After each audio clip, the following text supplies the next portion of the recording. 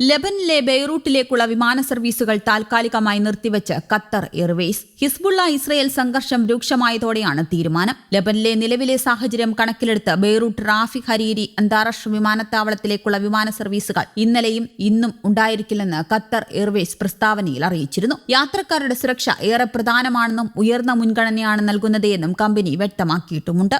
ഇന്നലെ ഇസ്രയേൽ നടത്തിയ വ്യോമാക്രമണത്തിൽ ലെബനിൽ 35 കുട്ടികൾ ഉൾപ്പെടെ 500ഓളം പേർ കൊല്ലപ്പെട്ടിരുന്നു. കഴിഞ്ഞ ആഴ്ച ഉണ്ടായ പേജർ സ്ഫോടനങ്ങളുടെ പശ്ചാത്തലത്തിൽ ബെയ്റൂട്ട് വിമാനങ്ങളിൽ പേജറുകൾക്കും വോക്കി ടോക്കുകൾക്കും ഖത്തർ എയർവേസ് നിരോധനവും പ്രഖ്യാപിച്ചിരുന്നു. യുദ്ധത്തിന്റെ 1ാം വാർഷികത്തിലേക്ക് എത്തുമ്പോൾ പശ്ചിമേഷ്യാകെ യുദ്ധഭീതിയിലാണ്. ഇതുവരെ 10,000-ലേറെ ഹമാസുകളടക്കം 41,300 പേർ കൊല്ലപ്പെട്ടതെന്നാണ് പ്രാദേശിക കണക്കുകൾ. ഗാസയെ നിഷ്ഠൂരമായി അടിച്ചൊതുക്കിയ ഇസ്രയേൽ യുദ്ധമുഖം ലെബനുമായുള്ള വടക്കൻ അതിർത്തിയിലേക്ക് മാറ്റുകയും ഇറാൻ അനുകൂല സൈനിക സംഘടനയായ ഹിസ്ബുള്ളയ്ക്ക് നേരെ വ്യോമാക്രമണം ആരംഭിക്കുകയും ചെയ്തു. പകരമായി വടക്കൻ ഇസ്രയേലിൽ റോക്കറ്റുകളും മിസൈലുകളും വർഷിക്കുകയാണ് ഹിസ്ബുള്ള. സമാധാനത്തിനുള്ള മുറവിളികളൊക്കെ വീഴുന്നത് ബദിരകർണങ്ങളിലാണ്. യുദ്ധം ഇനിയും മൂർച്ഛിക്കാനാണ് സാധ്യത നിലനിൽക്കുന്നത്.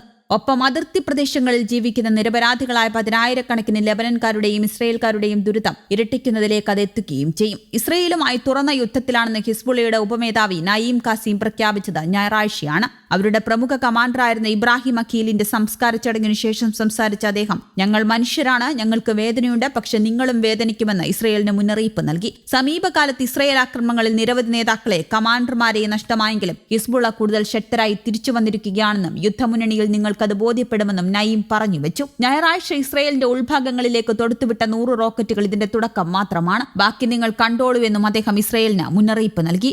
അതേസമയം ഹിസ്ബുള്ള തൊടുത്തുവിട്ട ബഹുഭൂരിപക്ഷം റോക്കറ്റുകളും ഡ്രോണുകളും മിസൈലുകളും നിർവീര്യമാക്കാൻ അയൺഡോമിന് കഴിഞ്ഞുവെന്നും അതിനെ മറികടന്ന 1-2 എണ്ണം പതിച്ച് വിരലെണ്ണാവുന്നവർക്ക് പരിക്കുപറ്റിയെന്നും ഇസ്രയേൽ പറയുന്നു. ഹിസ്ബുള്ള ഒരിക്കലും സങ്കല്പിക്കാത്ത തരത്തിലുള്ള കനത്ത ആഘാതങ്ങളുടെ ഒരു പരമ്പരയാണ് തങ്ങൾ ഏൽപ്പിച്ചിരിക്കുന്നത് എന്നും ഇസ്രയേൽ പ്രധാനമന്ത്രി ബെഞ്ചമിൻ നെതന്യാഹു പറഞ്ഞു. ഞാൻ ഉറപ്പു തരുന്നു, സന്ദേശം ഇനിയും അവർക്ക് വ്യക്തമായിട്ടില്ലെങ്കിൽ വൈകാതെ വളരെ വ്യക്തമാവും. പൗരന്മാർക്ക് നേരെയുള്ള ആക്രമണങ്ങളെ ഒരു രാജ്യത്തിനും സഹിക്കാനാവുകയില്ല.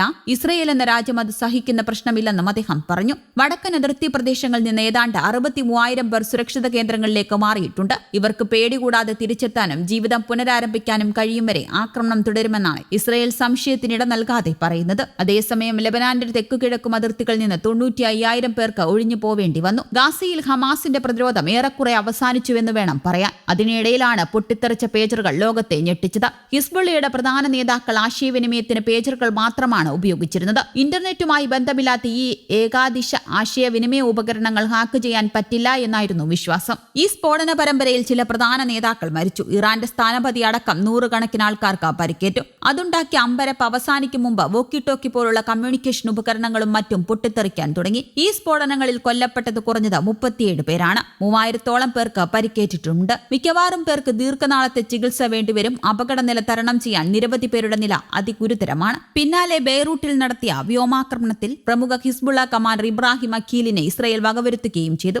ഒരുപക്ഷെ ഹിസ്ബുള്ള ഇസ്രയേൽ സംഘർഷം പെട്ടെന്ന് വഷളാവാൻ കാരണമായത് കഴിഞ്ഞ ജൂലൈ 27-ന് ഗോലാൻ കുന്നിൽ നടന്ന റോക്കറ്റ് ആക്രമണത്തിൽ കുട്ടികളടക്കം 12 പേർ കൊല്ലപ്പെട്ടതാണ്. 1967-ലെ 6 ദിന യുദ്ധത്തിൽ സിറിയയിൽ നിന്നും ഇസ്രയേൽ പിടിച്ചെടുത്ത ഈ പ്രദേശത്ത് പന്ത് കളിക്കുകയായിരുന്ന കുട്ടികളും യുവാക്കളുമാണ് കൊല്ലപ്പെട്ടത്. പിറ്റേന്ന് പുലർച്ചെ തന്നെ ഇസ്രയേൽ ലെബനനിൽ വ്യോമാക്രമണം നടത്തി. 30-ാം തീയതി പ്രമുഖ ഹിസ്ബുള്ള കമാൻഡർ ഫുആദ് ഷുക്കൂറിനെ ഒരു വ്യോമാക്രമണത്തിൽ വധിക്കുകയും ചെയ്തു. അയാളായിരുന്നു ഗോലാനിൽ കുട്ടികളെ കൊന്ന റോക്കറ്റ് ആക്രമണത്തിന്റെ സൂത്രധാരനെന്ന് ഇസ്രയേൽ ആരോപിക്കുന്നു. ഹമാസിന്റെയും ഹിസ്ബുള്ളയുടെയും ഭൂരിഭാഗം പ്രധാന കമാൻഡർമാരെയും ഇസ്രയേൽ വധിച്ചു കഴിഞ്ഞു. ഇറാനിൽ വെച്ച് കൊല്ലപ്പെട്ട ഹമാസ് തലവൻ ഇസ്മയിൽ ഹനിയ്ക്ക് പകരക്കാരനായ യഹ്യ സിൻവാറിനെ സൈന്യം വധിക്കുകയോ പരിക്കേൽപ്പിക്കുകയോ ചെയ്തുവെന്ന അഭ്യൂഹം ശരിയാണോ എന്ന് അന്വേഷിക്കുകയാണ് Israel. News desk Kerala Kaumudi.